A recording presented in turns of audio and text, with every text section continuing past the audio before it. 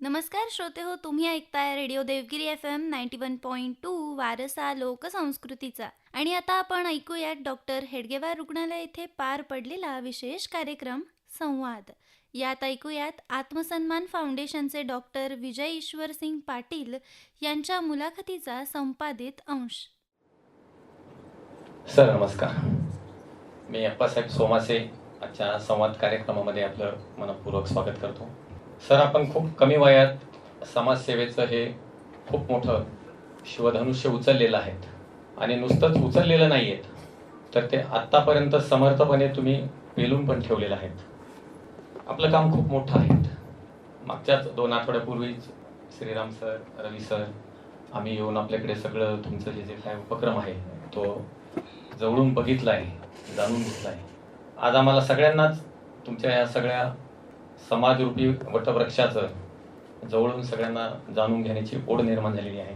Sir, सर्वात पहिले आपलं गाव आणि आपली कौटुंबिक पार्श्वभूमी याबद्दल आम्हाला सांगा.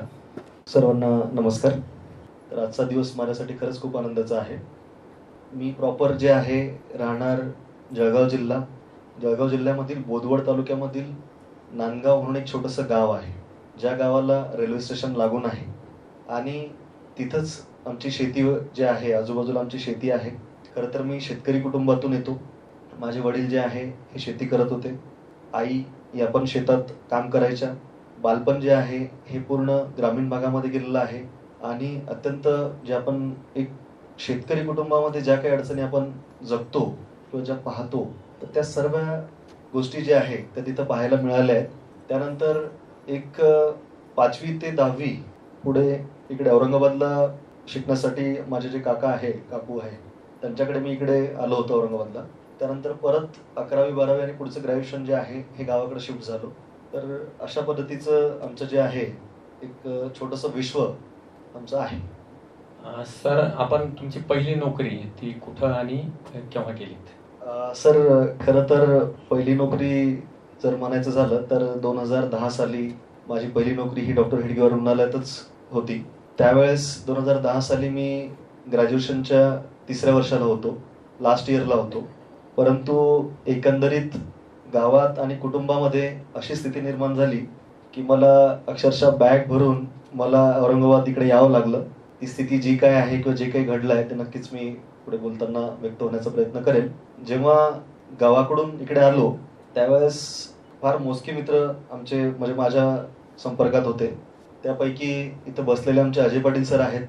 त्यांच्याशी जेव्हा बोलणं झालं तर त्यांनी औरंगाबाद मल्टी सर्व्हिसेस नावाची इथं आउटसोर्सिंग कंपनी आहे, ज्यामध्ये ठिकठिकाणी जे आहे मॅनपॉवर प्रोव्हाइड केली जाते. तर तिथं त्यांनी NJ पाटील साहेब जे आहेत त्यांची माझी भेट करून दिली आणि त्यांनी मला इथं डॉक्टर हेडगेवार रुग्णालय इकडे पाठवलं आणि 2010 साली मग सर्वात पहिले जे आहे ते डॉक्टर हेडगेवार रुग्णालय इथे येऊन मी रवींद्र कुलाळकर सरांनी माझा इंटरव्ह्यू घेतला आणि मी स्वतःला फार नशिबान समजतो की त्यामध्ये मला पुढे काम करण्याची संधी मिळाली. आणि जे काही घडलं आहे तर नक्कीच मी बोलताना व्यक्त होण्याचा प्रयत्न करेन. सर, जसे तुम्ही आत्ताच म्हणाले की 2010-11 मध्ये तुम्ही नोकरीच्या शोधार्थ संभाजीनगरला आलात आणि आपल्या संस्थेमध्ये तुम्ही जॉईन पण झाला. पण इथं नोकरी करता करता तुम्ही फार जास्त काळ काही नोकरी केली नाही, पण अचानक नोकरी सोडून असं काहीतरी समाजसेवेचं कार्य उभं करावं याची प्रेरणा तुम्हाला कशी आणि कोणाकडून मिळाली? खरं तर प्रेरणा जी आहे, ज्या गावात मी राहतो किंवा ज्या कुटुंबात माझा जन्म झाला तिथली जी स्थिती आहे, कुटुंबामध्ये माझ्या आईला स्क्रिझोफ्रेनिया हा आजार होता. त्यांना मानसिक आजार होता. जवळपास 20 वर्ष त्या आजारासोबत त्या लढल्यात आणि त्याच्यामध्ये अनेक ठिकाणी आमच्या कुटुंबाने जे आहे त्यांना उपचारासाठी वेगवेगळ्या हॉस्पिटलमध्ये नेण्याचा प्रयत्न केला. परंतु हा आजार इतका जवळून पाहायला मिळाला की त्याचा जो परिणाम आहे पूर्ण कुटुंबावर, तर तो असा राहिला की म्हणजे एक मनोरुग्ण म्हटल्यानंतर आपण म्हणतो की जसं एक उदाहरणार्थ तुमची आणि माझी ओळख आहे. एक जर तुम्ही माझ्यासोबत 2 मिनिटं जर व्यवस्थित नाही बोललेत किंवा थोडं वेगळं जर बोललेत तर मी तुमच्यासोबत आयुष्यभर नाही बोलणार. किंवा तुम्ही मला थोडंसं अपमानास्पद जर बोललेत तर मी विचार करेल की नाही, मी सोमन सरांसोबत मी आयुष्यभर नाही बोलणार. पण मनोरुग्ण जी व्यक्ती असते ही त्यांची जी मनाची अवस्था असते तर कंटिन्यू त्यांचं जे वागणं आहे कुटुंबियांसोबत आणि बाहेरही ते नक्कीच नॉर्मल तर असणारच आहे. तर त्या सर्व स्थिती जवळून पाहायला मिळाली. त्यानंतर माझे वडील अत्यंत प्रामाणिक व्यक्ती, प्रामाणिक शेतकरी. परंतु या सर्व गोष्टींचा सामना करत असताना कुठेतरी जे आहे त्यांना व्यसन जडलं. त्यांना पण अनेक वर्ष ते व्यसन राहिलं.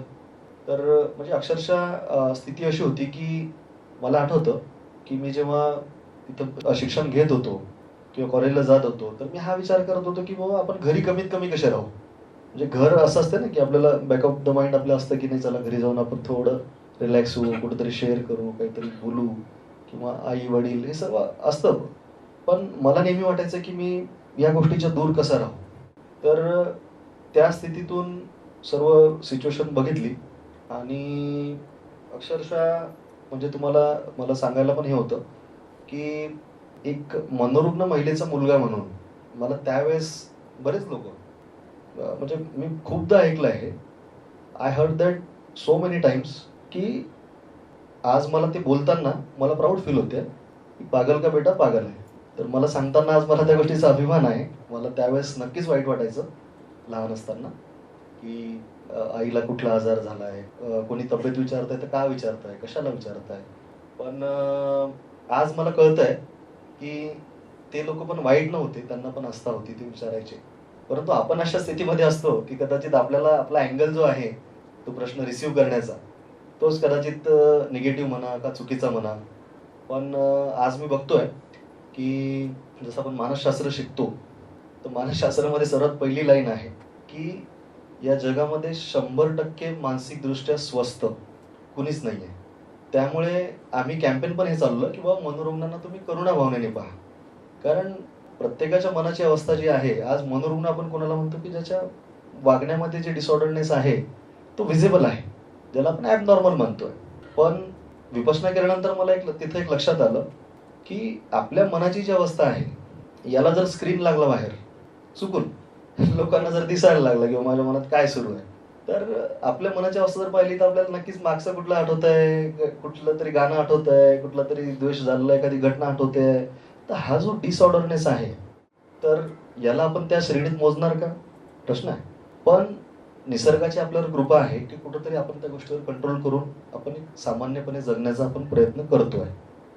परंतु या रुग्णांना ते शक्य होत नाही. तर त्या सर्व स्थितीमधून जे आहे ती प्रेरणा मिळाली. एक ती बाजू की काहीतरी केलं पाहिजे, मनोरुग्णांसाठी काहीतरी केलं पाहिजे किंवा ग्रामीण भागात जी स्थिती आहे त्यासाठी काहीतरी केलं पाहिजे.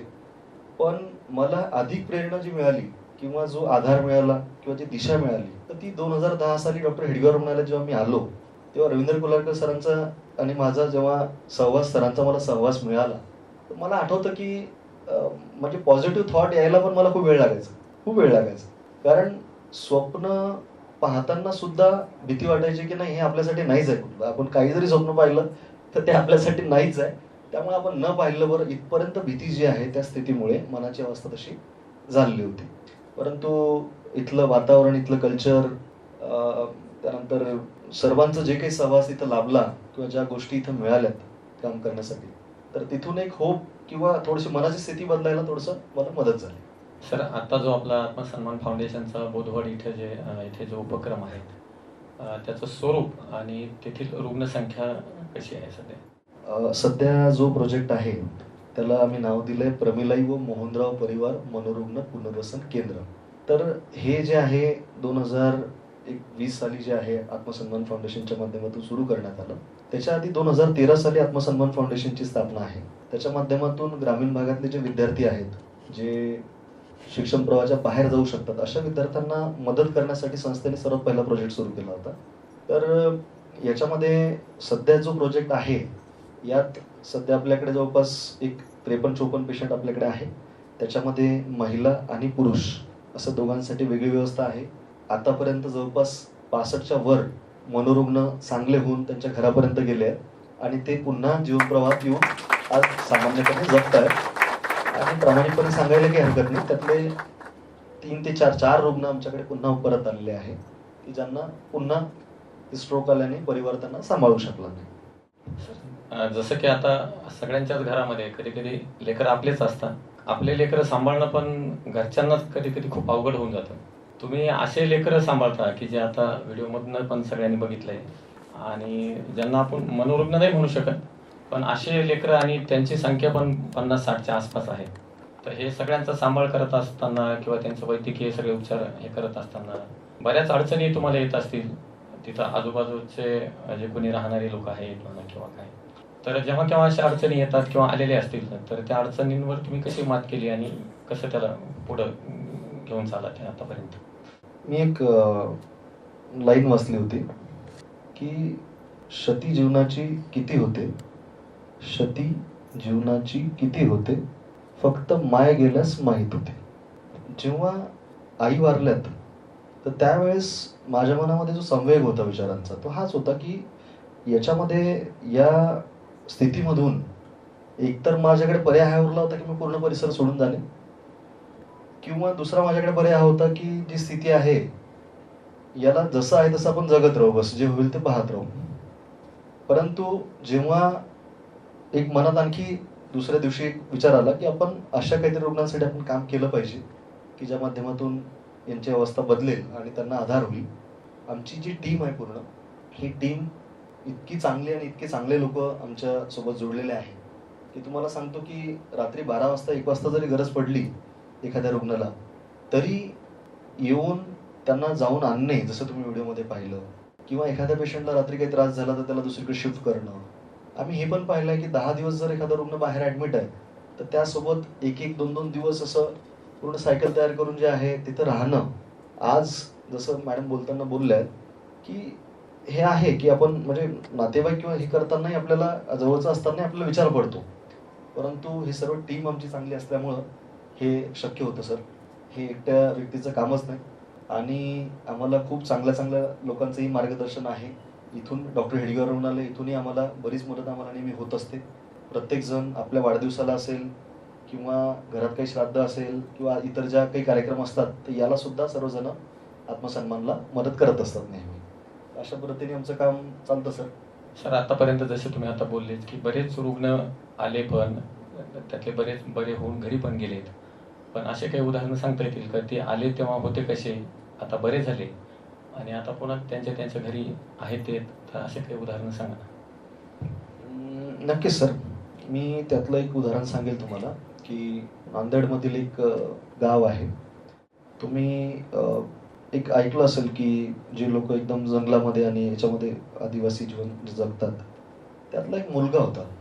म्हणजे तो आम्हाला जेव्हा ज्या अवस्थेत भेटला तर तो पिरियड मला वाटतं कोविडच्या नंतरचा पिरियड होता आणि जेव्हा त्याला आश्रय मिळाला, त्याला उपचार मिळाला, साधारण 2-3 महिन्यानंतर त्यांनी पूर्ण त्याची स्टोरी सांगितली की तो कुठला राहणार आहे, काय राहणार आहे.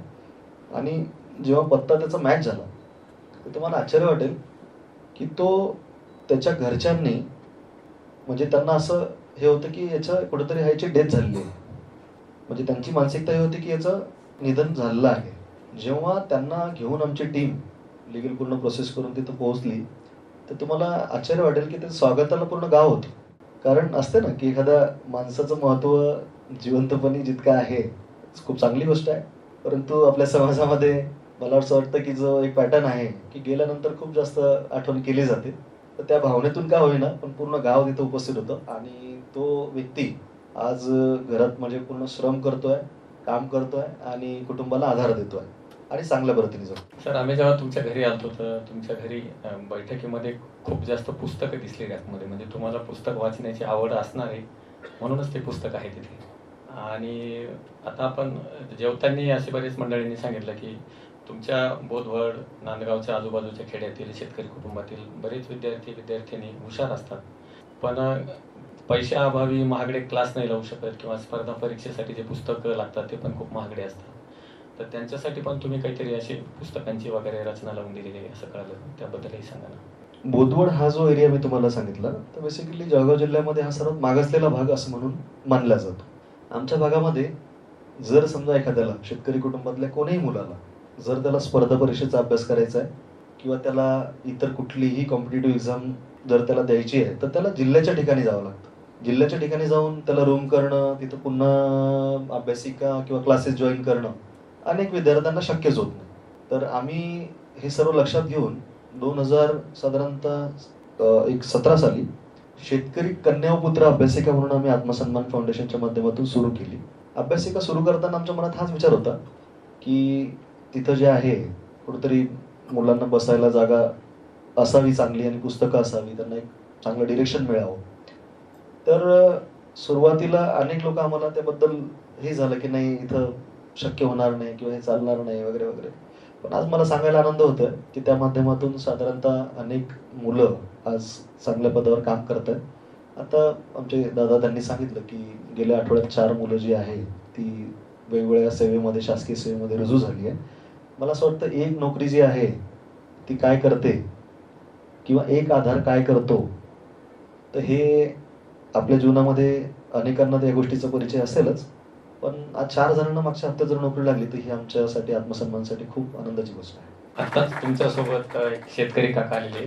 ते गप्पा मारताना लक्षात आलं की तुमच्या टीम मधल्याच कोणाला तरी एक आयडिया सुचली आणि मागच्या काही वर्षापूर्वी बोधवडच्या एका मोठ्या चौकात तुम्ही एक छोटासा पेंडॉल टाकला आणि तेथे तुमचे सगळे समाजसेवकांनी 1 रुपयात चहा, 1 रुपयात चहा. आणि ते नेमकं हे काय होतं ते त्याबद्दल? यामध्ये 2 वेगळ्या संकल्पना आहे. एक तर एक अभियान आत्मसन्मान फाउंडेशनच्या माध्यमातून आम्ही राबवलं होतं की 1 रुपया दान पुण्य महा. तर याच्यामध्ये कन्सेप्ट अशी होती की आपल्याला माहित नसतं की कोणाची स्थिती काय आहे. अपेक्षा तर खूप असतात की नाही सर्वांनी मदत केली पाहिजे, प्रत्येकाच्या अडचणी पण असतात किंवा ते काम त्याला समजत नाही किंवा पोहोचत नाही, अशाही दुसऱ्या बाजू असतात. तर आम्ही हा प्रयोग केला की याच्यामध्ये 1 रुपया तर सर्वांना शक्य होतो द्यायला. आज सुरुवातीला कोणाची भावना येणं गरजेची आहे त्या कामामध्ये, पैसे तर महत्वाचे आहेच. तर जेव्हा ते कॅम्पेन आम्ही लॉन्च केलं तर आमची पूर्ण टीम जी आहे रस्त्यावर उतरून आम्ही बिलकुल बॉक्सेस घेऊन प्रत्येक ठिकाणी आम्ही गेलो आणि लोकांनी खूप आनंदाने त्यामध्ये भलेही 1 रुपया टाकला असेल, कोणी म्हटलं की नाही मी जास्त मदत करेल, कोणी म्हटलं की नाही नंतर या, म्हणजे भरपूर गोष्टी त्यातून आम्हाला पाहायला मिळाल्या. एखाद्या ठिकाणी कोणी रागावलं तर थोडंसं अपमान वगैरे आपण जे म्हणतो ना बाहेरच्या भाषेमध्ये, तर त्या सर्व गोष्टी ज्या आहे तर त्यांचा अनुभव पण मिळाला आणि त्यातून बऱ्याच गोष्टी शिकायला मिळाल्या. अनेक लोक जोडलीत. जसं एक भाजीपाल्यावाल्या ताई होत्या, तिथे आम्ही जेव्हा गेलो तर त्यांनी अक्षरशः त्यांच्या ह्याच्यातले पैसे जे आहे जेवढे हातात आले तेवढे त्या बॉक्समध्ये टाकले. त्यांनी 1 मिनिटाचा विचार नाही केला. तर अशा पद्धतीने ते कॅम्पेन चाललं. त्याच्या व्यतिरिक्त हे कॅम्पेन चालवण्यामागचं कारण असं की आमच्या भागामध्ये डोनेशनच्या बाबतीमध्ये अनेक अडचणी आहे. जसं मी सांगितलं की थोडा मागासलेला भाग म्हणून थोडं संबोधलं जातं. तर आम्ही हे केलं की 1 चहा देशासाठी म्हणून एक कन्सेप्ट आम्ही स्टार्ट केला. तर त्याच्यामध्ये प्रयोग असा होता की आम्ही एक ठिकाण निवडणार, त्या ठिकाणावर आम्ही एक स्टॉल लावणार आणि तिथं चहाचं वगैरे जे आहे ते वितरण होणार आणि ते फ्री होणार.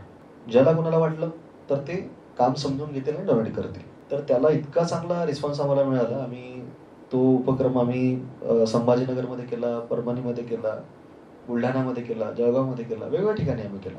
तेव्हा आम्ही विद्यार्थ्यांच्या शिक्षणासाठी आम्ही काम करायचो आणि वेगवेगळ्या प्रोजेक्टसाठी जो पैसा लागायचा.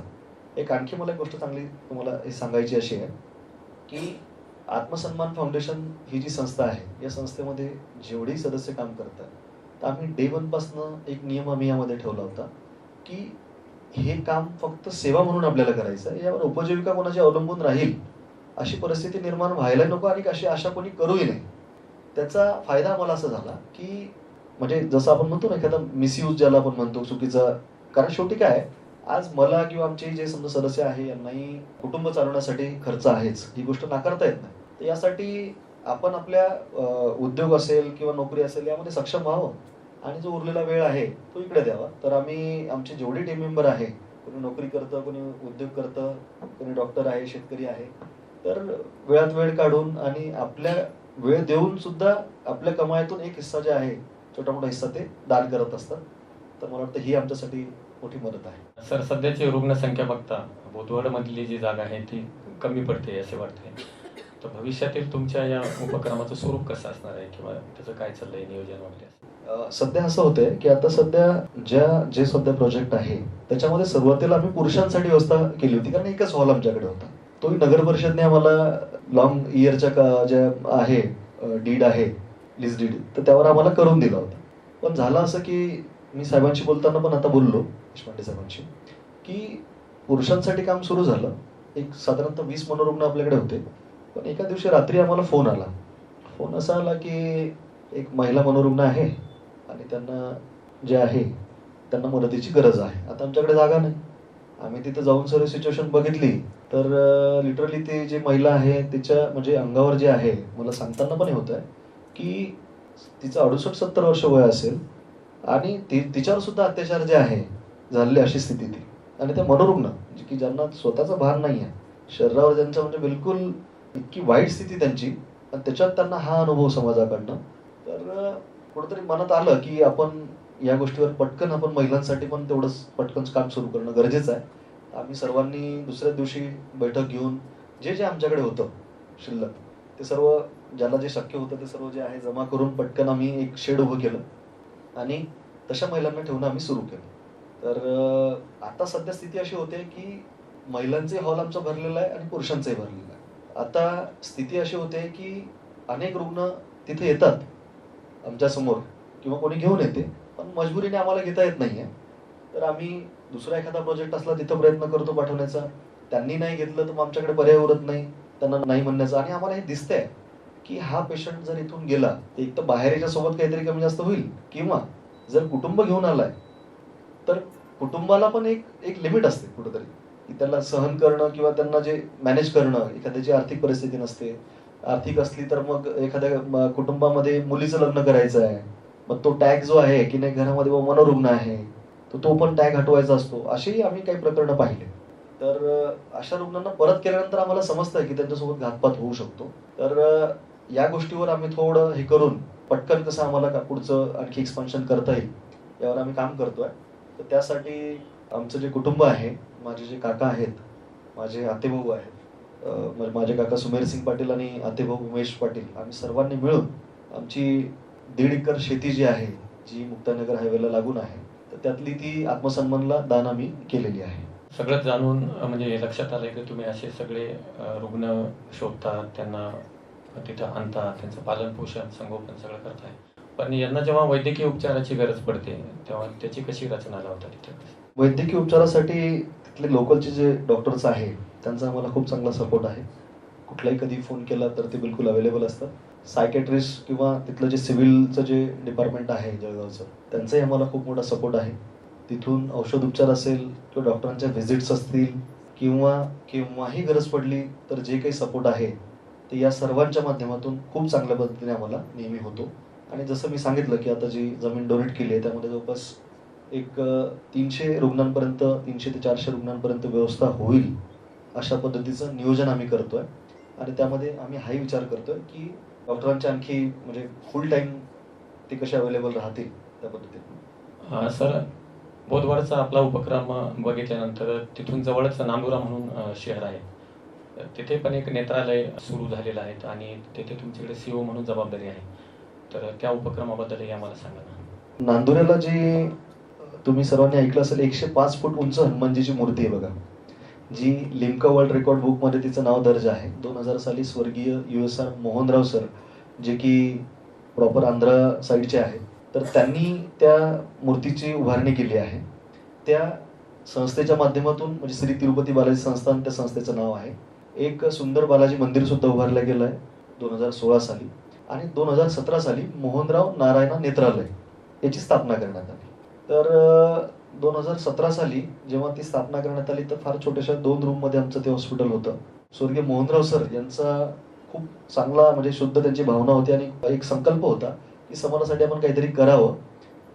आणि या भागात शेतकऱ्यांनी आपल्याला जे काही आपल्याला आपल्या व्यवसायाला कुठंतरी आपल्याला मदत केली एक मोठं होण्यासाठी, तर कुठंतरी ती परतीची जी भावना आहे त्या भावनेतून त्यांनी ते नेत्रालय सुरू केलं. आज मला सांगताना आनंद होतोय की आम्ही दर महिन्याला जवळपास 1000च्या वर आम्ही शस्त्रक्रिया नांदुरा सारख्या ठिकाणी आम्ही करतोय. आणि तिथेही आमचं जवळपास चांगलं टीम वर्क आहे. 14 डॉक्टरांची टीम आमच्याकडे आहे, 100 जणांचा स्टाफ आहे.